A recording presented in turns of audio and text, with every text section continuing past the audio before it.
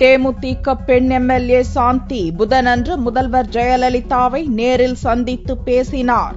6 எம்எல்ஏக்கள் அதிமுகவுக்கு ஆதரவு கரம் நீட்டியுள்ளதால் தேமுதிகவின் ராஜ்யசபா எம்பி கனவு தகர்ந்துள்ளது.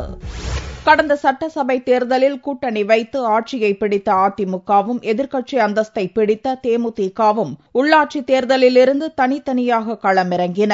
இந்நிலையில் எதிர்பாராத திடீர் திருப்பமாக விஜயகாந்தின் பால்ய நண்பரும் எம்எல்ஏவுமான சுந்தரராஜன் முதல்வர் ஜெயலலிதாவை நேரில் சந்தித்தார். இதைத் தொடர்ந்து தொகுதி பிரச்சினைக்காக சந்திப்பதாக கூறி தேமுதிக எம்எல்ஏக்கள் அருண் பாண்டியன், தமிழழகன், மைக்கேல் ராயப்பன், சுரேஷ்குமார் உள்ளிட்ட 5 எம்எல்ஏக்கள் முதல்வர் ஜெயலலிதாவை சந்தித்தனர்.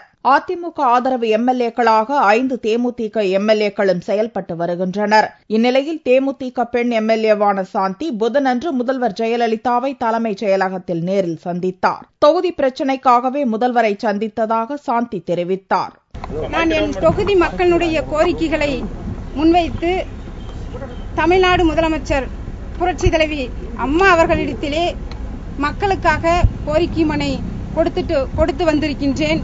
புரட்சி தலைவி அம்மா அவர்களும் எனது மக்களுக்காக, தொகுதி மக்களுக்காக கோரிக்கைகளை கனிவுடன் செய்து தருகிறேன் என்று சொல்லிய புரட்சி தலைவி அம்மா அவர்களுக்கு எனது கனிவான நன்றியினை தெரிவித்துக் கொள்வதோடு, இன்று 2 ஆண்டு காலம் மக்கள் பணிகளை சிறப்பாக செய்து இன்றைக்கு 3ஆம் ஆண்டு அடியெடுத்து வைக்கின்ற இந்த நேரத்திலே புரட்சி தலைவி அம்மா அவர்களுக்கு எனது கனிவான நன்றியினை தொகுதி மக்களின் சார்பாகவும் எனது சார்பாகவும் தெரிவித்து வந்திருக்கின்றேன்.